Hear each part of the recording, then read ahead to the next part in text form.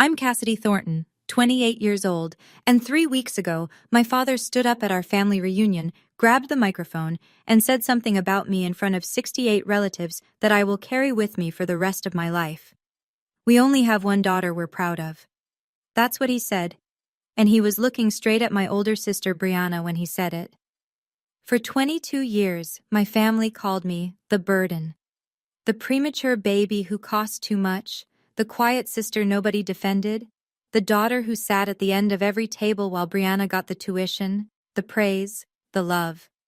But what none of them knew, not my parents, not my cousins, not a single person in that crowd, was that 6 weeks ago on a Thursday night at my kitchen table, Brianna got drunk and confessed everything. The money she'd stolen from our parents, the nursing degree she'd faked, the lies she'd been feeding the family about me since I was 14, and I recorded all of it, 14 minutes that would shatter 22 years of silence. Before I tell you what happened when I pressed play, take a moment to like and subscribe, but only if you feel this story deserves it. And tell me in the comments, where are you watching from, and what time is it right now where you are? Now let me take you back 22 years, to a January night in Georgia, when I arrived in this world 6 weeks too early, and became the debt my family never wanted to pay. I came into this world 6 weeks early, on a Tuesday night in January, in a hospital 40 minutes from our house, because the closer one didn't have a NICU. My lungs weren't ready, my heart wasn't ready, nothing about me was ready. 3 weeks in the neonatal intensive care unit, $87,000 in medical bills. My parents had just closed on their first house 2 months before. My dad, Glenn, was driving trucks for a regional freight company. My mom, Jolene, had quit her receptionist job to stay home with my sister Brianna, who was 3. I know the exact dollar amount because my mother made sure I'd never forget it. She told the story at every Thanksgiving, every Christmas, every family gathering where there was an audience. Cassidy almost bankrupted us before she could even open her eyes, she'd say. Then she'd laugh, and the relatives would laugh, and I'd sit there holding my fork so tight my knuckles went white.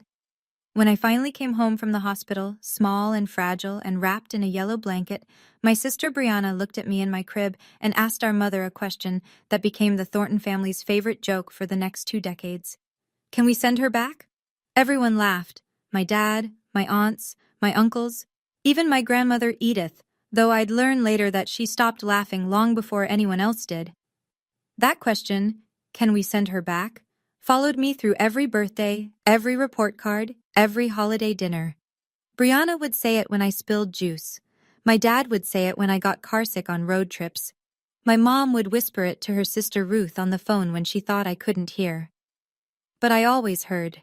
Growing up, I learned the rules of our family early. Rule 1, Brianna comes first.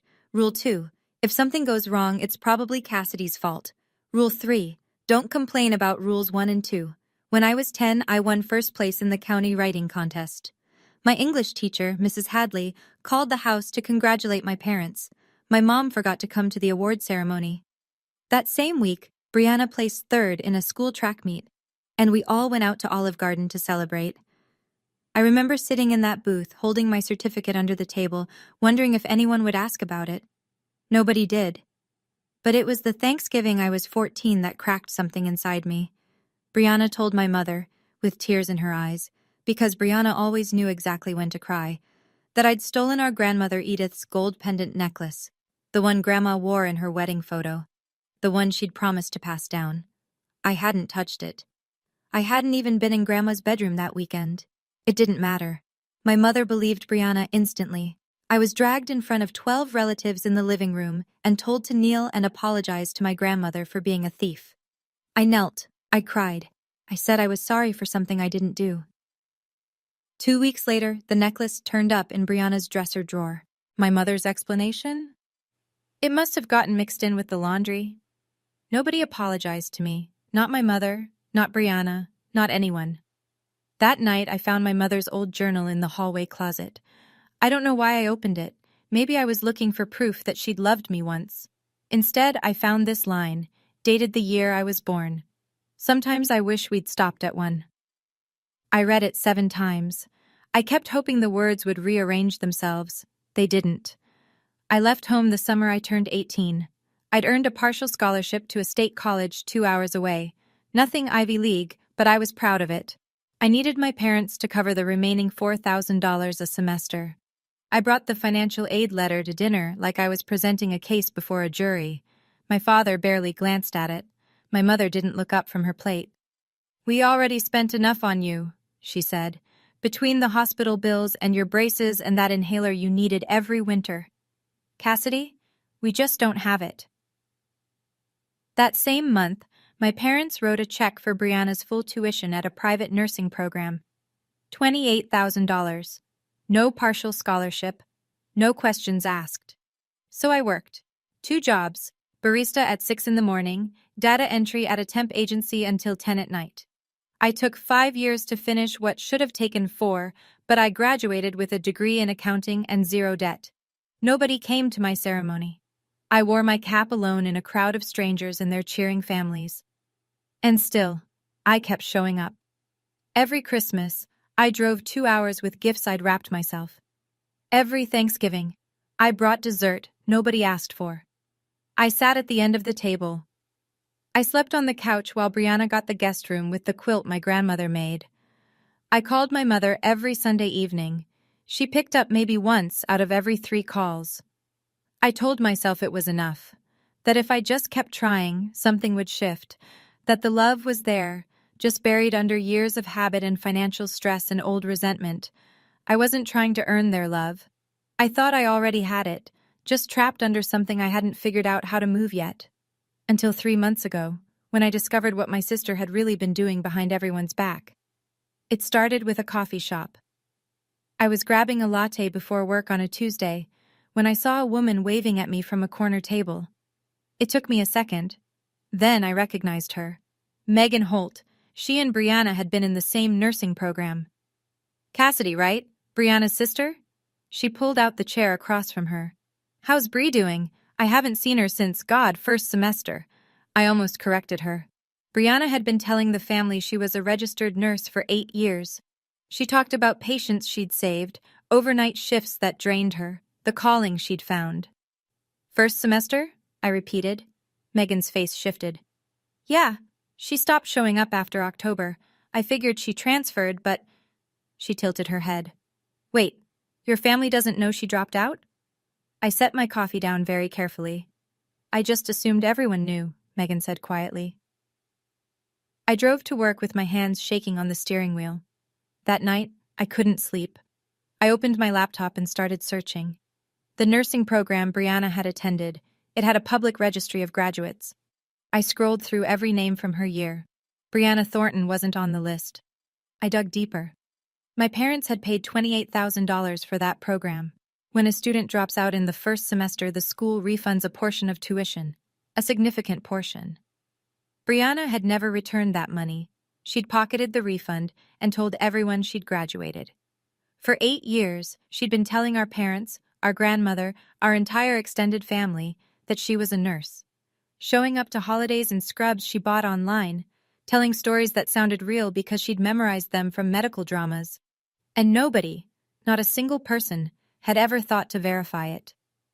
The second discovery came because of my mother's own mouth.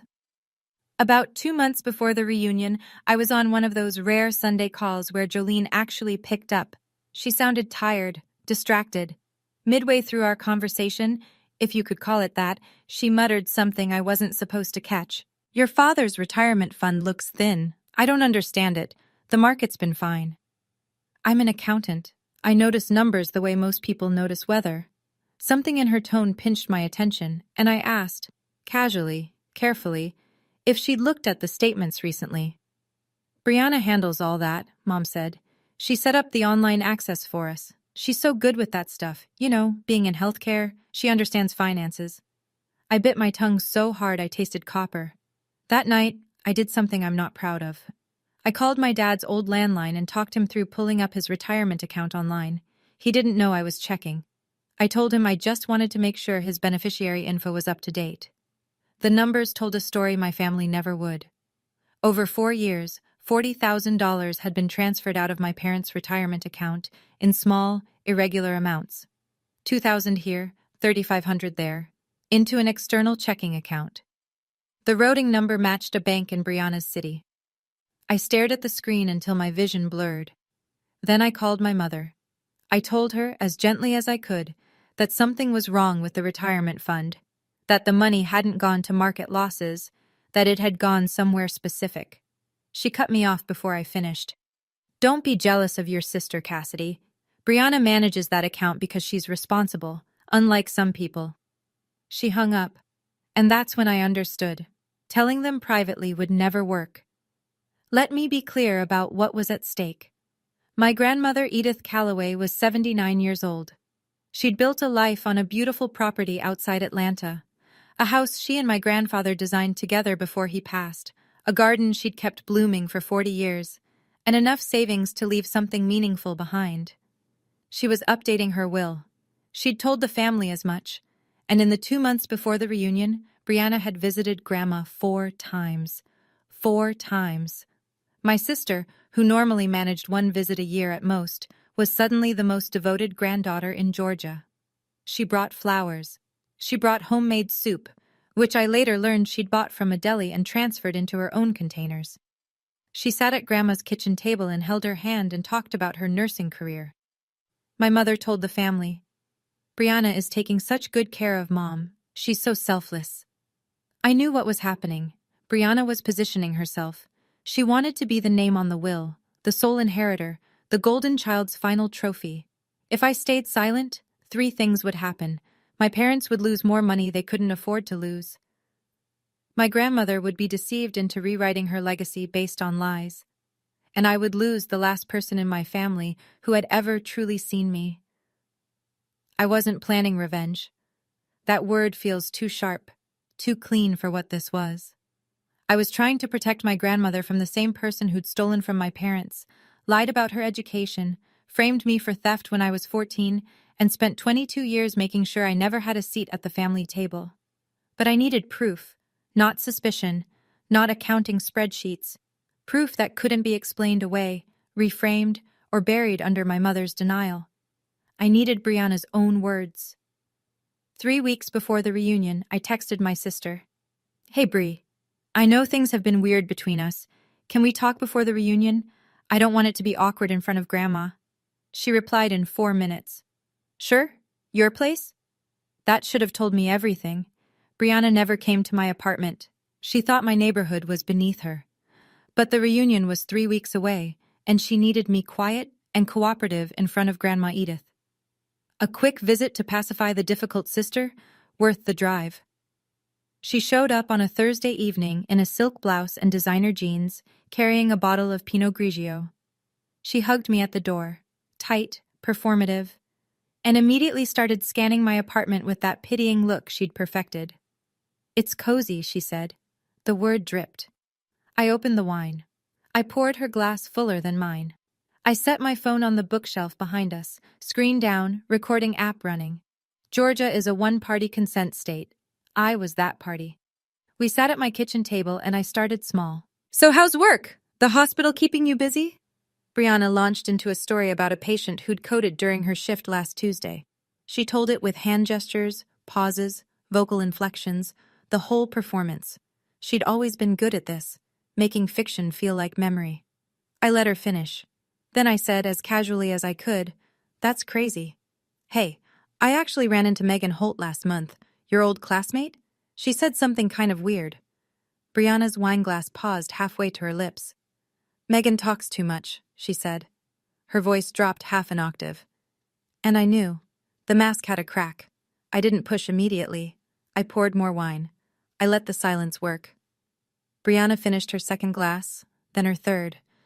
The Pinot Grigio was doing what I couldn't, loosening the bolts she kept so carefully tightened in public. "Bri," I said quietly, "I'm not judging you. I just want to understand. We're sisters."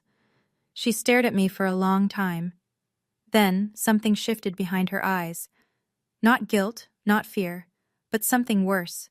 Contempt. The kind that comes from believing you're untouchable. "You want to understand?" She leaned back. "Fine." And then Brianna Thornton, golden child, beloved daughter, family nurse, started talking. I didn't finish nursing school. Big deal. It wasn't for me. She waved her hand like she was brushing away a gnat. Mom and Dad's tuition money? They owed me that for all the years I had to be the perfect one while you were draining them dry. My chest tightened. I said nothing. You know what I told Mom when you were 14? That you stole Grandma's necklace? She smiled. Actually smiled. I took it. I needed it gone for Thanksgiving so you'd look bad. And it worked. Every single time. She poured herself another glass. Her hand was steady. Her conscience was clear. All I ever had to do was cry. And Mom took my side. Every time. You were always so easy to push out of the way, Cass. You never fought back. You just took it. Under the table, my hands were trembling. My jaw ached from clenching.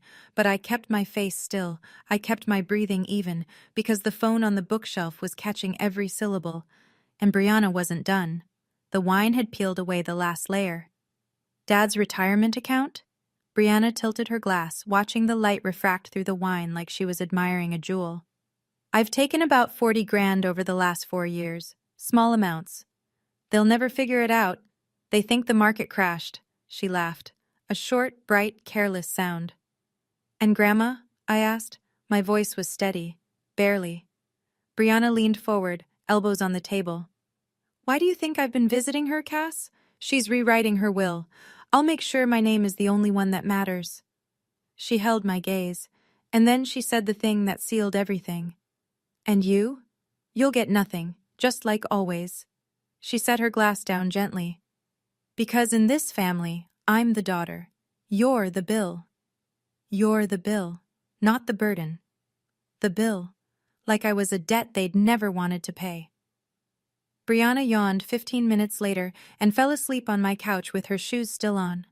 I pulled a blanket over her because even then, even after all of that, she was still my sister, and I didn't know what else to do with that. Then I went to the kitchen. I sat in the dark. I picked up my phone and stopped the recording. 14 minutes and 22 seconds. I didn't cry. I wanted to. But something had shifted in me, something tectonic and irreversible, and crying felt like going backward. I played the recording once from the beginning, just to make sure it was clear. Brianna's voice came through the speaker, sharp and certain. You were always so easy to push out of the way. 14 minutes. That's all it took for 22 years of lies to collapse into a file on my phone. The question was no longer if, it was when and where. Now I'm going to pause here for just a second because I need to ask you something. If you were me, sitting alone in that dark kitchen with 14 minutes of truth on your phone, would you play it privately for your parents? Or would you wait for the one moment when the truth couldn't be swept under the rug? Drop a 1 in the comments for tell the parents, or a 2 for wait for the reunion. And if you're invested in this story, hit that subscribe button, because what comes next is the part I still can't believe happened. Now, back to the story. 2 weeks before the reunion, I made a phone call that changed everything. My Aunt Ruth picked up on the second ring. Ruth Calloway is my mother's younger sister, quieter, sharper, and the only person in the family who ever looked at me like I was a whole person and not a footnote.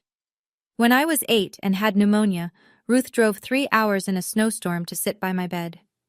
When I graduated college alone, she was the one who sent flowers. The card read, I see you, Cassidy, always have. Hey, sweetheart, she said. What's going on?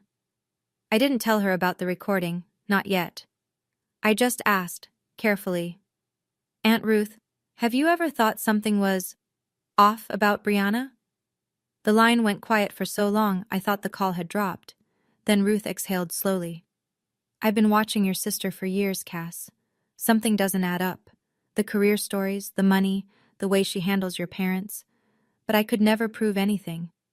She told me she'd tried, once. 3 years ago, she mentioned to Jolene that Brianna's stories about work seemed inconsistent. Jolene's response was immediate and nuclear. She stopped talking to Ruth for 6 months, cut her out of family group texts, told the cousins Ruth was going through something. Your mother will destroy anyone who threatens Brianna's image, Ruth said, including her own sister. I closed my eyes. Aunt Ruth, are you handling the slideshow at the reunion? The projector setup? I'm doing the tech for the family photo montage, yeah, why? If I needed to connect a phone to that projector, would that be possible? Silence again.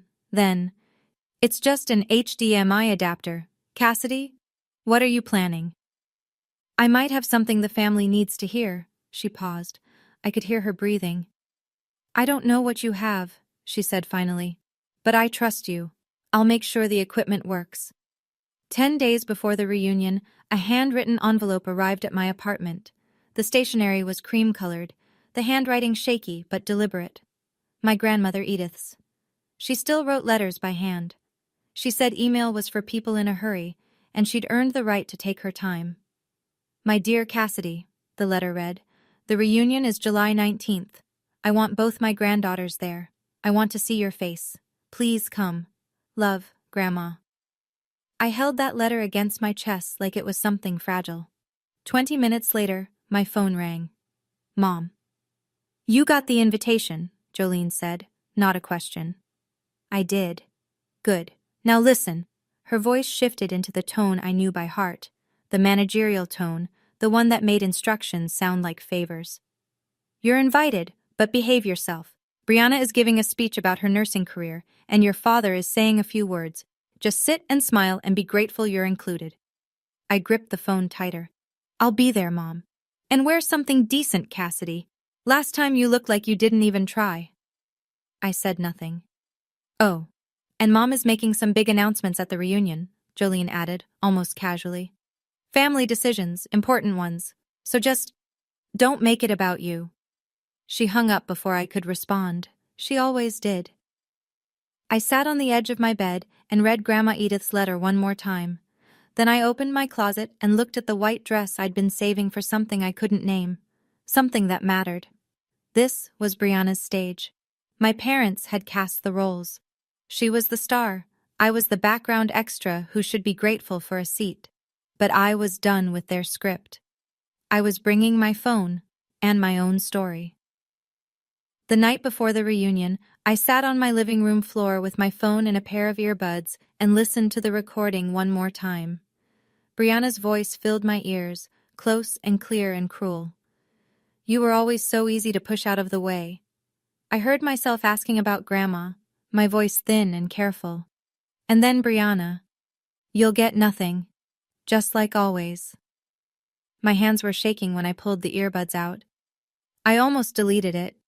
I want you to know that. My thumb hovered over the trash icon for 10 full seconds, and every year of conditioning screamed at me to keep the peace, to swallow it, to be the good daughter who never makes trouble. But then I thought about my grandmother's letter. I want to see your face. I thought about my dad's retirement account, bleeding quietly for 4 years. I thought about my 14-year-old self, kneeling on a living room floor, apologizing for a theft she didn't commit. I put the phone in my bag. That evening, I called Aunt Ruth one last time. Is the projector ready? HDMI adapter, external speakers, everything set for the slideshow, she said. Cassidy, whatever you're doing, are you sure? I'm sure. A long pause.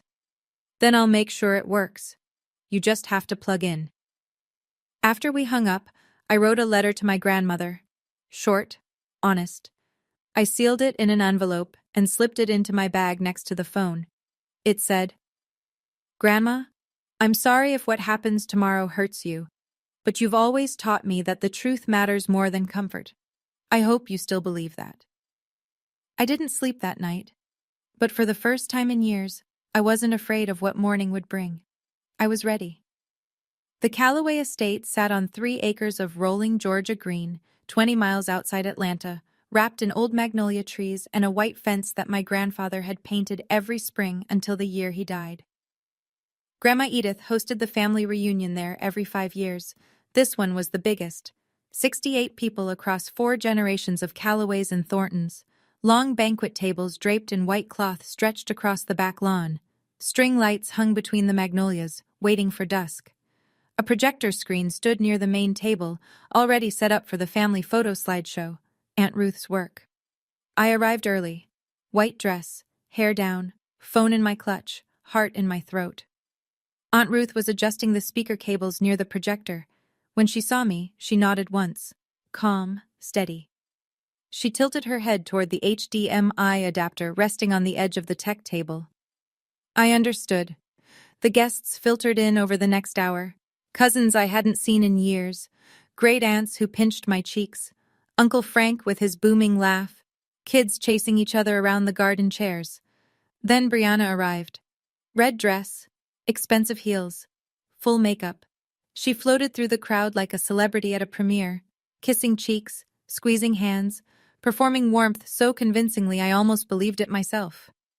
She went straight to Grandma Edith and wrapped her in a hug that lasted just long enough for 3 people to photograph it. My parents flanked Brianna like bodyguards. Glenn in his pressed khakis, Jolene in a floral dress, hand on Brianna's shoulder, beaming, the perfect trio. I stood near the back, by the hydrangea bushes, holding a glass of sweet tea I didn't drink.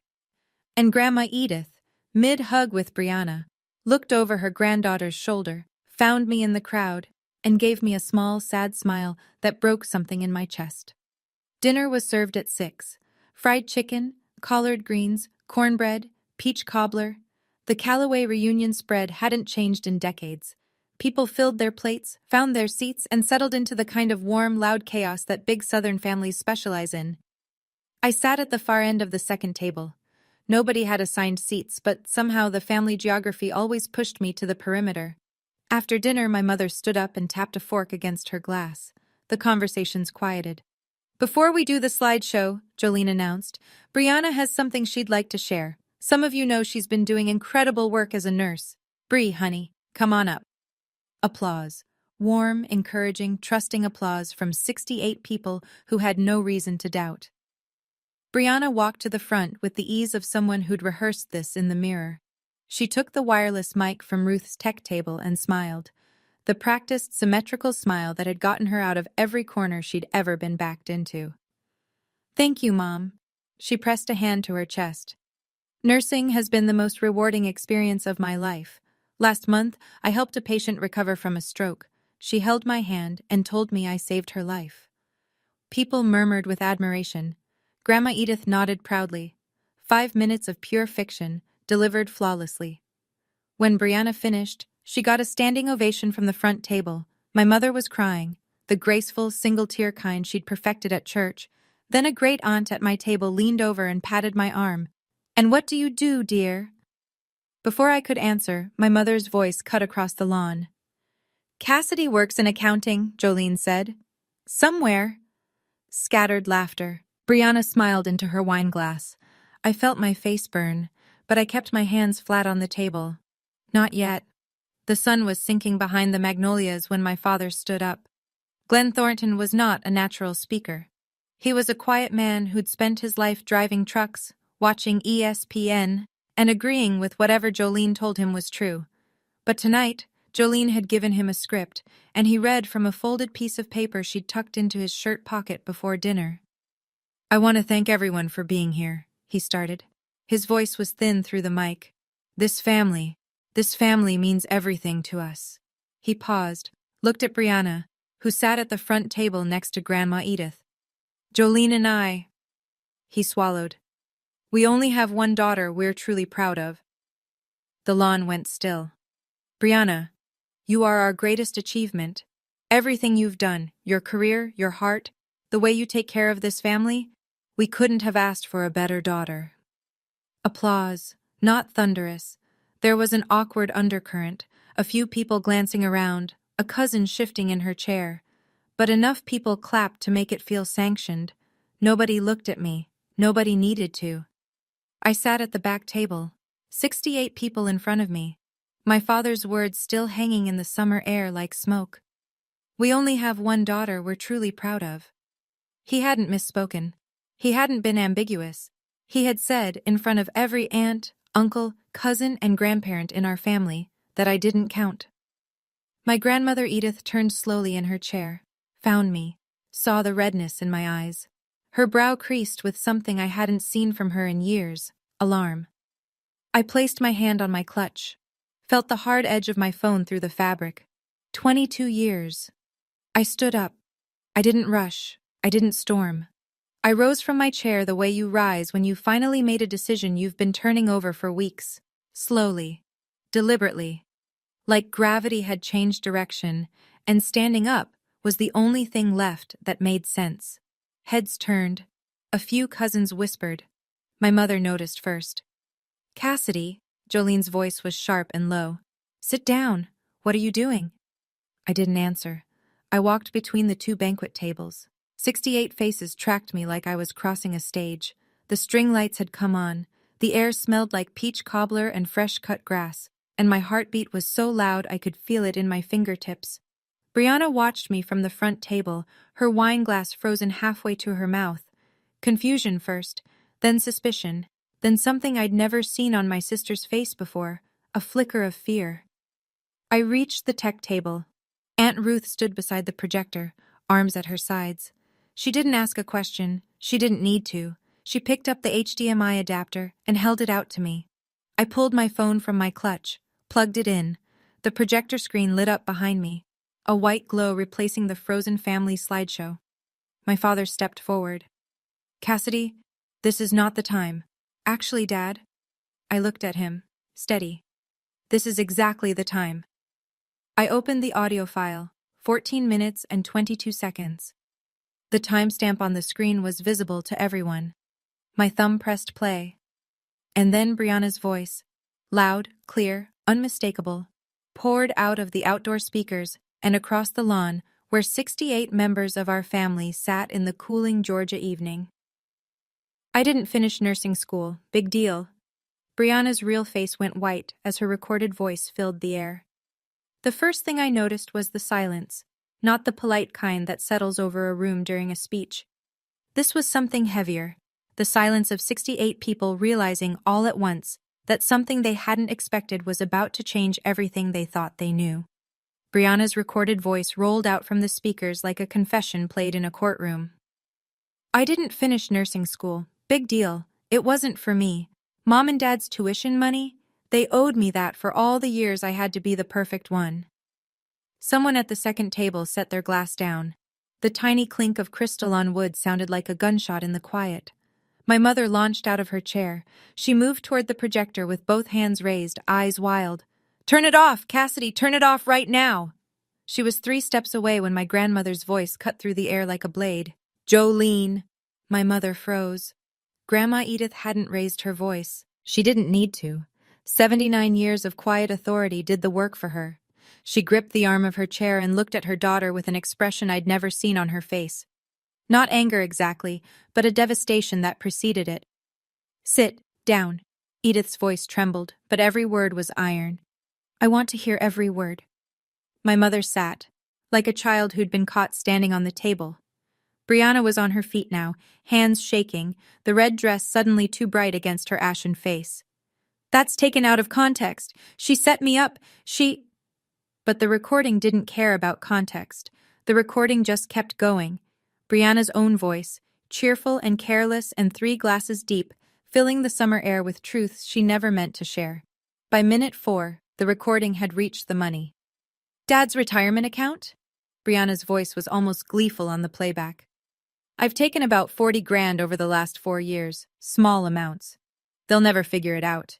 They think the market crashed. Recorded Brianna laughed. The real Brianna didn't.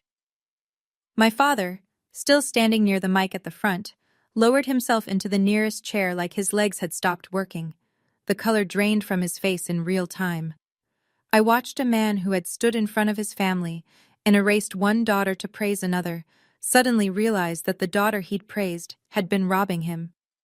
That's our retirement, Glenn whispered. But the mic was still on, and everyone heard it. Jolene turned to Brianna.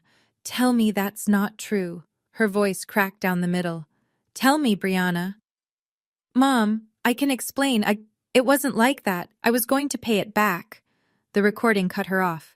Brianna's own voice again, bright and unbothered. Mom believes everything I say. All I have to do is cry and she takes my side. My mother's hand went to her mouth. A sound came out of her. Not quite a cry, not quite a gasp, something between the two that I think only happens when you hear your own manipulation described to you by the person who weaponized it. Around the tables, the reactions rippled outward. Uncle Frank crossed his arms and shook his head slowly. A cousin's wife leaned over and whispered something urgent to her husband. Two of the older aunts exchanged a look that carried 30 years of suspicion finally confirmed. And Grandma Edith sat perfectly still, her hands folded in her lap, listening to every word with the careful attention of someone assembling a verdict. Then came minute 6. And the necklace. "You know what I told Mom when you were 14? That you stole Grandma's necklace?" Recorded Brianna's voice was warm with wine and self-satisfaction. "I took it. I needed you out of the picture for Thanksgiving, and it worked." The sound that came from my grandmother was small, but it stopped everything. Edith pressed her hand flat against the table. Her fingers were shaking. She turned and looked at me, not with pity, but with a horror that told me she was reliving that Thanksgiving. The 14-year-old girl on her knees, apologizing for a crime she hadn't committed. The granddaughter she'd watched be humiliated while the real thief stood beside her, dry-eyed and smiling. "Oh, sweetheart," Edith whispered. I don't think anyone else heard her, but I did. The recording rolled on. Minute 7. "Why do you think I've been visiting Grandma? She's rewriting her will. I'll make sure my name is the only one that matters." Edith's grip on the table tightened until her knuckles went bone white. "And you?" Recorded Brianna leaned into the mic like she was sharing a secret. "You'll get nothing, just like always, because in this family, I'm the daughter. You're the bill." That was the moment Brianna ran. She shoved her chair back with a screech that tore through the quiet. She grabbed her purse, kicked off one heel, and half ran, half stumbled across the lawn toward the garden gate, her red dress catching the string lights. But the estate was 3 acres. The gate was far, and 68 people watched her every step. Cousin Marcus, 24, built like a linebacker, arms folded, was standing by the garden path. He didn't grab her. He didn't speak. He just stood there. And Brianna stopped.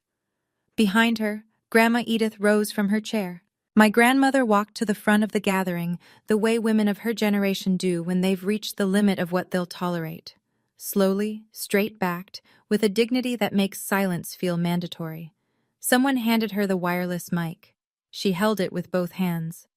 "I have spent 79 years building this family," Edith said. Her voice shook, but it carried. "And today I learned that the person I trusted most in it has been lying to all of us." She turned to me. "Cassidy." I couldn't breathe. "I owe you an apology." Her eyes glistened. "I watched them push you to the side for years. I told myself it would get better. I told myself your mother would come around. I should have spoken sooner. I should have fought harder for you, and I am deeply, deeply sorry." I pressed my lips together. I would not cry in front of 68 people. I would not. Edith turned back to the crowd. "I will be meeting with my attorney on Monday morning. My will, as it currently stands, will be rewritten." She paused, letting that land. "I want every person here to know why." The lawn was so quiet, I could hear the cicadas in the magnolias. "Not because of money," Edith continued, "because trust, once broken, has to be earned back." She looked at Jolene, who sat motionless in her chair, mascara streaked, then at Glenn, who stared at his hands. "And some of you have a lot of earning to do." At the edge of the garden, Brianna stood frozen, one shoe on, clutch pressed against her chest, tears running down her face. I stood beside the projector, phone still connected, recording ended. I hadn't said a single word since pressing play. I didn't need to. The truth had said everything for me. I want to stop here for a moment, because this part still sits heavy with me. Do you think my grandmother did the right thing? Or was it too much, announcing it like that, in front of everyone? Drop justice in the comments if you think she was right. Drop too far if you think the will conversation should have stayed private.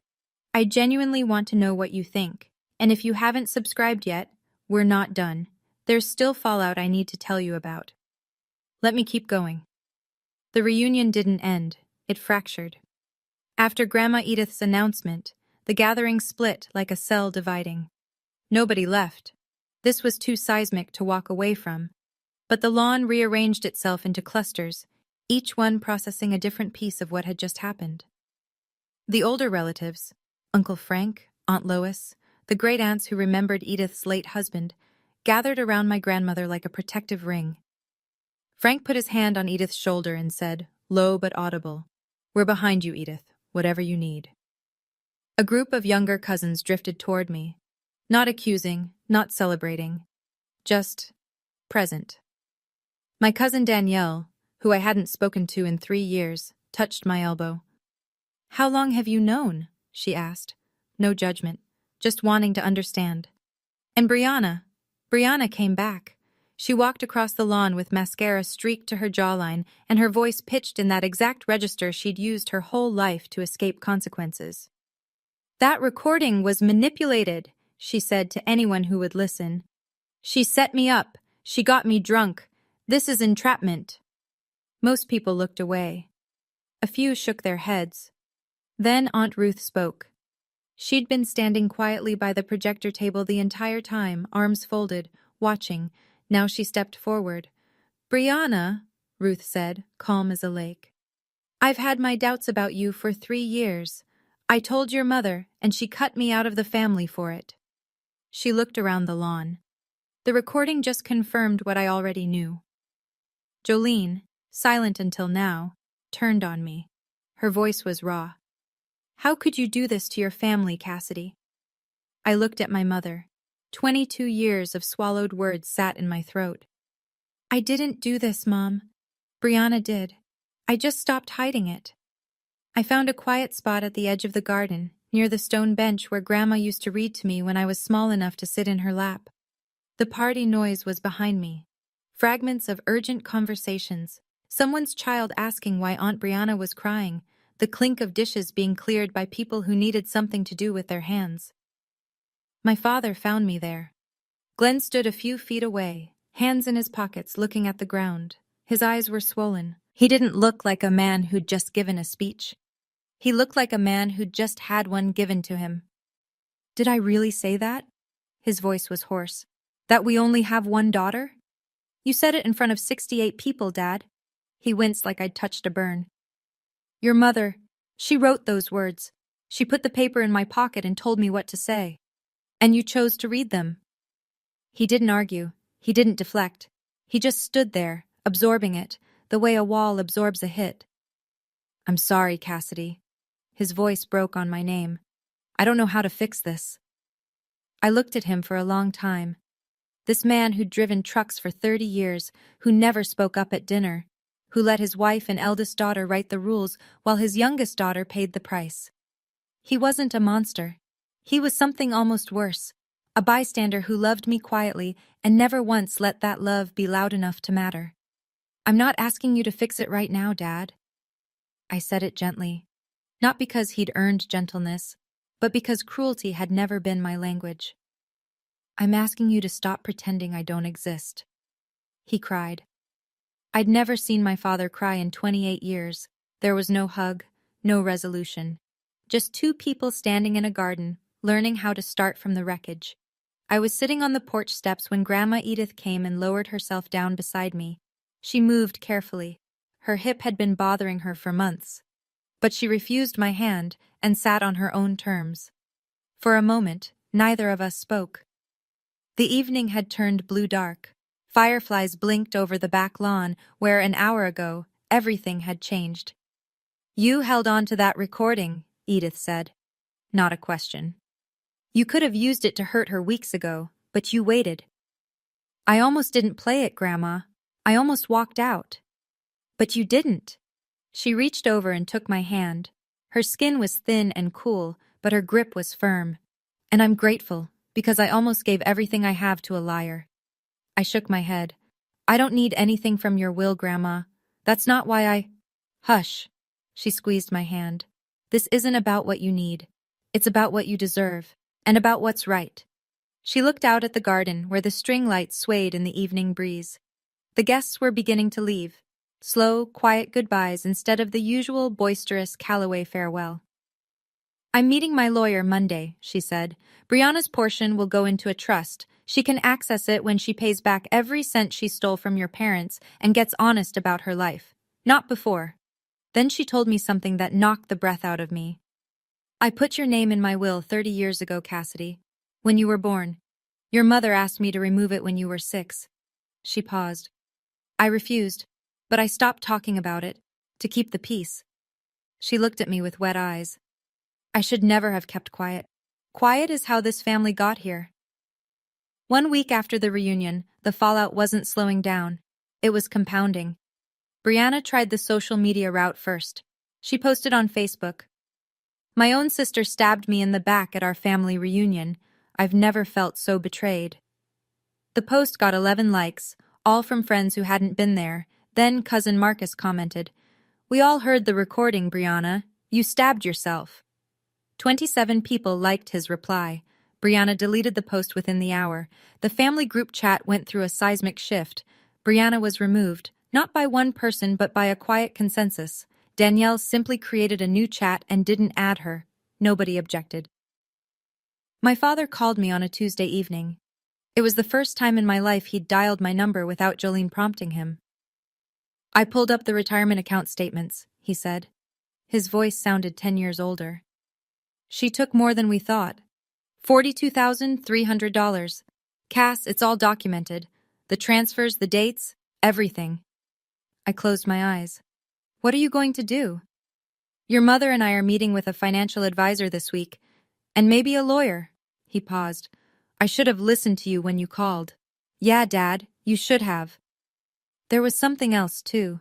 The nursing career, the one Brianna had performed so beautifully at the reunion, the one she'd used to impress Grandma and charm the family. It fully unraveled. A cousin who worked in healthcare asked around. Brianna wasn't a nurse. She wasn't even a certified nursing assistant. She was a receptionist at a chiropractic clinic 30 miles from her apartment. She answered phones and scheduled appointments. She'd been doing it for 6 years. Every story she'd told, every patient she'd saved, fiction, every word. 2 weeks after the reunion, my mother called. I almost didn't pick up. My phone sat on the kitchen counter, vibrating with her name, and I watched it ring twice before I answered. "Cassidy?" Her voice was small, smaller than I'd ever heard it, deflated, like someone had let the air out of the woman who'd controlled our family's narrative for 25 years. "I didn't know about the money," she said. "Or the necklace. I swear to you I didn't know." "I believe you didn't know about those things, Mom." I kept my voice level. "But you knew how you treated me. You didn't need a recording to know that." Silence. The kind that stretches until it becomes its own answer. "I was so scared when you were born." Her voice cracked. "The doctors told us you might not survive the first night. And then you did, and the bills came, and your father and I were drowning. She stopped. Started again. "I think I blamed you for something that wasn't your fault, and once I started, I couldn't figure out how to stop." I gripped the phone. Part of me, the 14-year-old girl still kneeling on that living room floor, wanted to hang up. Another part of me, the part that had spent 22 years calling every Sunday, held on. "Can you forgive me?" she whispered. "I'm not ready for that yet, Mom." I said it without cruelty, without edge, just honest. "But I'm not closing the door." A long, shuddering breath on her end. "If you want a relationship with me," I continued, "it starts with honesty. No more choosing sides. No more erasing me from the family. No more letting Brianna write the story." She didn't argue. She didn't deflect. She just said, "Okay." It wasn't resolution, but it was the first honest word she'd said to me in 22 years. 3 weeks have passed since the reunion. That brings us to now. To today, as I'm telling you this story. Grandma Edith met with her attorney the Monday after the reunion, just as she promised. The new will divides her estate fairly among her children and grandchildren, but Brianna's portion is held in a conditional trust. The terms are straightforward. Brianna must repay every dollar she took from our parents' retirement account and provide verified proof of employment and education before the trust releases. No loopholes, no shortcuts, just accountability. My father and his financial advisor combed through 4 years of statements. The total wasn't $40,000. It was $47,200. Brianna had been skimming right up until 2 months before the reunion. Glenn and Jolene are consulting a lawyer about their options.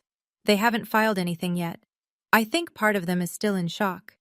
Brianna hasn't spoken to anyone in the family. Her apartment in Augusta is empty. A cousin drove by to check. The word through the family grapevine is that she moved to Nashville to live with her boyfriend. She hasn't returned a single call. As for Aunt Ruth, Grandma Edith invited her back into the family circle the day after the reunion. 3 years of silence, broken by a single phone call. Ruth told me later that Edith said, "I should have listened to you. I should have listened to both of you." Last week, I received an email from my grandmother. No formal language, no legal talk, just one line. "Come visit me anytime, sweetheart. The guest room is yours." It always was. I read that email 4 times. And unlike my mother's journal entry from 22 years ago, the one that said she wished she'd stopped at 1, these words didn't make me wish they'd change. They were exactly right. It's a Thursday evening. I'm sitting in my apartment, the same kitchen where Brianna drank 3 glasses of Pinot Grigio and dismantled 22 years of her own lies. The wine stain on the table is still there. I haven't cleaned it. I'm not sure why. People keep asking me if I feel guilty, if I regret playing the recording, if I wish I'd handled it differently. Here's my honest answer. I didn't play that recording to destroy my sister. I played it because for 22 years, my family had been telling a story about me that wasn't true, and I was the only person who could change the narrative. Not with anger, not with speeches, just with the truth, played out loud in a space where it couldn't be whispered away. Do I wish it hadn't come to that? Every single day. But I know what would have happened if I'd stayed silent. My grandmother would have left her legacy to a liar. My parents would have lost more money they couldn't afford, and I would have spent the rest of my life sitting at the end of the table, hoping someone would notice I was there.